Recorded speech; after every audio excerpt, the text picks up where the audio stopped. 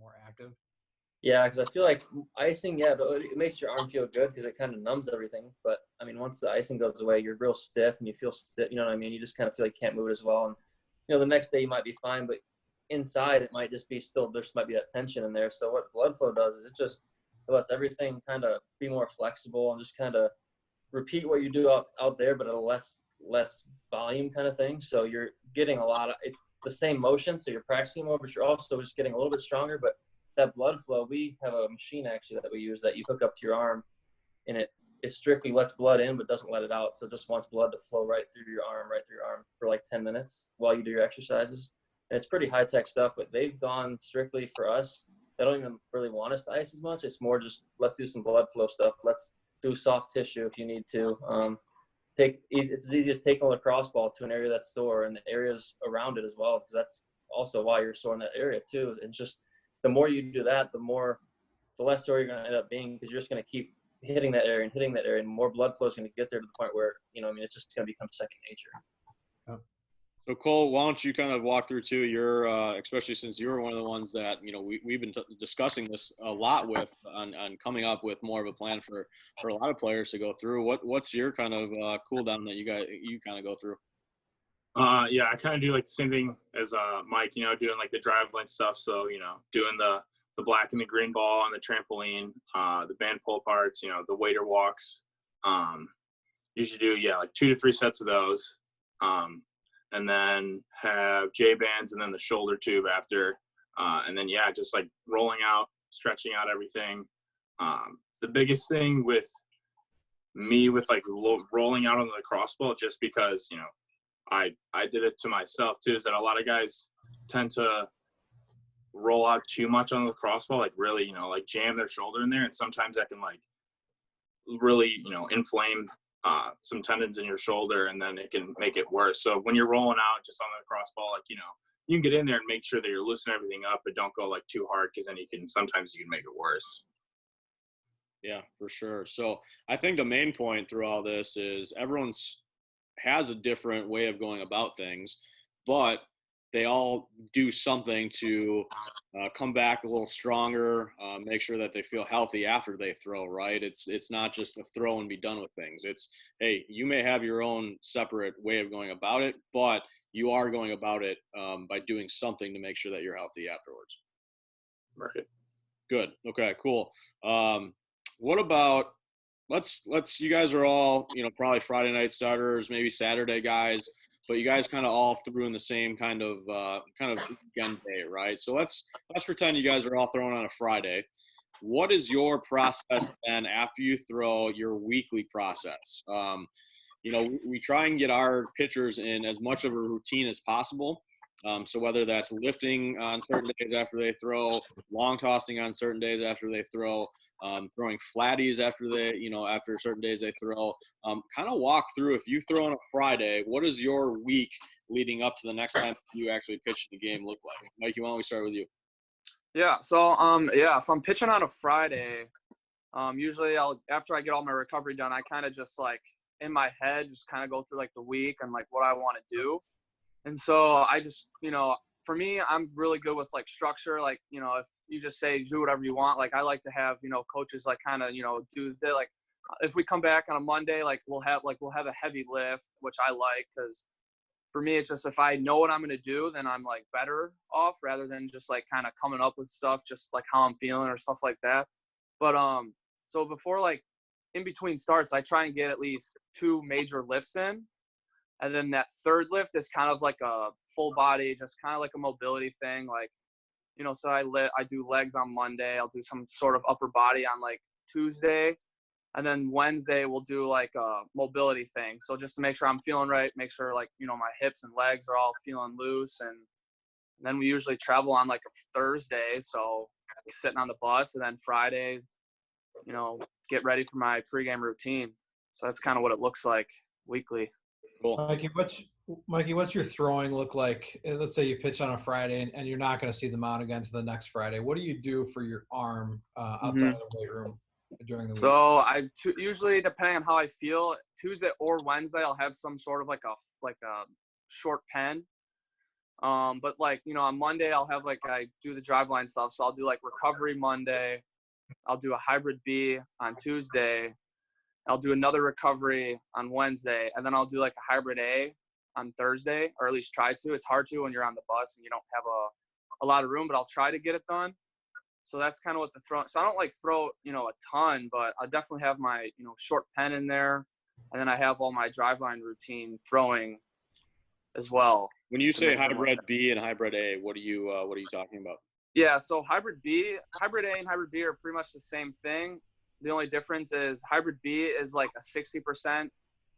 You're only throwing 60%. Hybrid A is more of an 80 to 90 kind of, you can play around with it depending on what it is. But hybrid B is more of your recovery throwing where you're not throwing too hard. And then, hybrid A is just kind of ramp it back up just to get ready for the next day. Not going too hard because you don't want to be sore. So you got to find the happy medium with it. So I've been doing it for quite a bit. So I kind of have a good feel for how hard I need to throw it in order to be good the next day. But yeah, for someone that's trying to do the driveline stuff, then definitely try and figure out just the timings and what percent you need to throw at to get ready for starts. Okay. Brent, how about you? Walk us through kind of your week after you throw.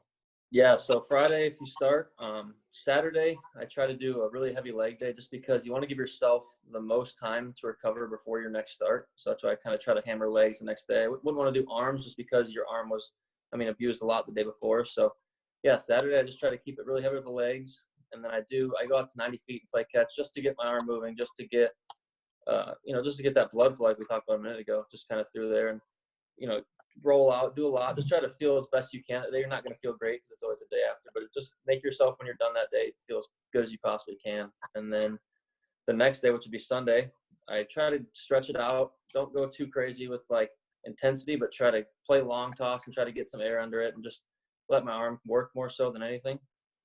And then let's see, Monday would be just kind of feel it out, play catch, try to do something, trying to get your arm ready, keep getting ready for Friday. Because the biggest thing is your start day, Everything else in between is a lot really personal, I think.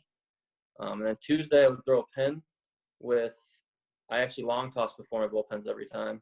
So I'd long toss, throw a pin, and then I'd do an upper body day afterwards. That kind of light, but just enough to keep strength up. When you throw that pen, are you talking 30 to 40 type pitches? I would say probably 25 to 30, more so just get half out of the stretch, get 10 to 15 out of the stretch, 10 to 15 out of the windup, pick something to work on. It's just don't just throw your pitches because your coach tells you to in the middle of the week. It's find something that you maybe struggle with that past week and focus on that in your bullpen. So when you go out the next week, you kind of checked all those boxes before you go out there. Mm-hmm. And then, yeah, Wednesday, Thursday, it's kind of like Mikey said, we do mobility stuff and just kind of it's whatever you need to be ready. So those 2 days you kind of just throw. You'll eventually, the more you throw, the more you get into a routine. And I think that's the biggest thing is finding out what your routine is. Because for me, the day before a start, I don't go very far, but some guys like to air it out to get it loose the day before. So it's different for everybody, but for me, yeah, I kind of keep it pretty light the day before, just enough to where I'm feeling all right, know I'm feeling good, and then go out there Friday. But yeah, that's the thing. And throughout high school, I had to learn that. Throughout college, you had to learn that. But it's just what does your 7 days look like? Because if everyone wrote theirs down, everyone's just going to be completely different, just because our arms all work differently. But right. Cole, how about you? Yeah, for me, usually, so, start on Friday. Saturday would be more of a recovery kind of day. Usually at the field, when it comes to throwing, just a lot more rolling out and stretching, super light catch. And then usually it's a full body workout with a bigger emphasis on legs. Upper body stuff is usually pretty light, more mobility stuff. And then Sunday, usually play long toss, usually just air it out. Don't necessarily pull down during the season, just kind of air it out, stretch it out a little bit. And then Monday is usually a bullpen. So usually when I throw a bullpen, I only go 120 feet and then I'll throw a bullpen, same thing, probably about 20 to 30 pitches, making sure I'm working on whatever I need to work on, whatever wasn't so great on Friday or something that, I'm still working on, just during the season I need to get better at. Yeah. And then on Monday, yeah, with an upper body lift after that on my bullpen days, and then Tuesday would be more of a leg day, and then kind of just basing it how, just kind of like how I feel. So might go out to like 120 again, might air it out a little bit again. And then Wednesday is pretty light.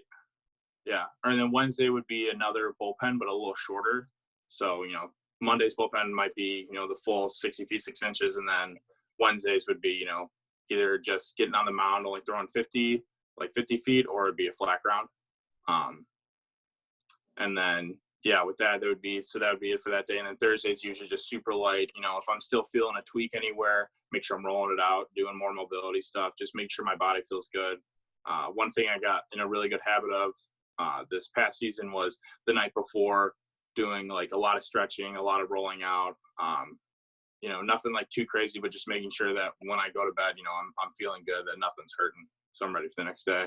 Okay, cool. And then Dave, as a high school pitching coach for a number of years, is there anything else that you would have your guys do that may be different than you heard here, or just to add on anything to that? No, it's a lot of the same stuff. I mean, each kid is kind of different because your number one pitcher might be your shortstop or your center fielder, one of your better players. So you got to kind of work around them because they're going to be, expected to go back into the field that next day. But what I did like that I heard from all three of the guys was that lifting aspect of it. As a high school coach for, 13 years, you hear kids talk about how we shouldn't lift and I can't lift during the season. That's bad for me, which is totally not true. I mean, you hear these three guys that have played at various levels, and how important it is just to keep the body healthy, and I think keeping that in-season lift and, being able to do that is very important, not only, physically, but, mentally a little bit too, to make yourself feel strong and not have that little dip towards the end of the season where you feel like your velocity is all of a sudden down. But I do like the routine. I think routine is huge.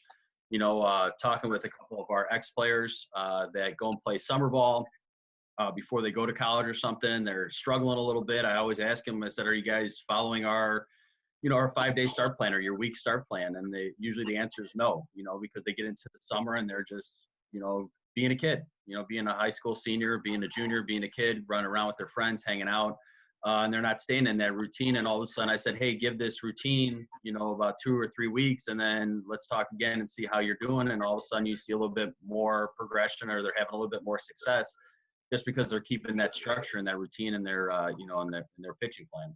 Yeah, for sure. I think that lifting thing, guys, I was just about to bring that up too. And for each of you, I know how hard you guys put in work in the weight room, but each one of you, I think, coming out of high school had a different approach to it in terms of how your bodies were. I know Cole coming out of high school, he was already very strong, right? Like your frame was your frame basically in high school, and obviously you've added on to it. But, you look at Brent, who we talked about it before, you were a stick. I mean, you were, that 6'6" kid that probably was 170 pounds in high school. And then you look at Mikey, and, I use this word not as a negative thing, but you were a little more on the husky side, right? Like you had some of that baby fat to you. And now look at you're strong and, you're athletic, and you guys all did something along the way to change your body around. How important is the lifting to you guys, and however you went about it to get to the point where you guys are at now? I think personally, as a pitcher, everyone always thinks that, pitchers are pitchers, you just throw and that's it. But I have to be strong because, your body's taking a beating. Because, I know there are starts where, after I'm done throwing, my entire body hurts. So if I'm not strong and if I'm not ready to take that beating, for upwards of, 100 pitches, then, I'm not going to succeed. And also, pitching is all about, speed and power. And if you don't have any of that, then you're, probably not going to throw very hard, and you're probably not going to do very well. And you're not, you're just not going to be ready to take all those innings that you normally would during the season.